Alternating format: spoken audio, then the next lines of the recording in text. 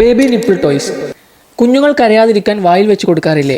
അത് എങ്ങനെ സേഫായി യൂസ് ചെയ്യാമെന്ന് നോക്കാം. കുഞ്ഞുങ്ങൾക്ക് 6 മാസം മുതൽ 12 മാസം വരെ ബേബി നിപ്പിൾ യൂസ് ചെയ്യുന്നതിലൂടെ sudden infant death syndrome SIDS, അതായത് കുഞ്ഞുങ്ങൾ പെട്ടെന്ന് മരിച്ചു പോകുന്നതിനുള്ള ചാൻസ് കുറയും. അതുപോലെ ഈ പ്രായത്തിലുള്ള കുഞ്ഞുങ്ങളെ ശാന്തമാക്കാനും ഇത് നന്നായി ഹെൽപ്പ് ചെയ്യുന്നു. പക്ഷേ 12 മാസം മുതൽ 2 വയസ്സ് വരെയുള്ള കുഞ്ഞുങ്ങൾ ബേബി നിപ്പിൾ യൂസ് ചെയ്യുന്നത് കുറച്ചു കൊണ്ടുവരണം.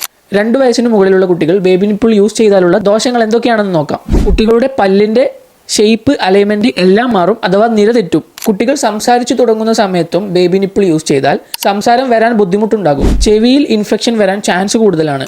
കുട്ടികളുടെ കേൾവി ശക്തിയെ വരെ ബാധിച്ചേക്കാം. എപ്പോഴും ഉപയോഗിക്കുന്ന ബേബി നിപ്പിൾസ് പ്രോപ്പറായി ക്ലീൻ ചെയ്യാതെ വീണ്ടും ഉപയോഗിച്ചാൽ ബാക്ടീരിയൽ ഇൻഫെക്ഷൻ വരെ വരാൻ ചാൻസ് കൂടുതലാണ്.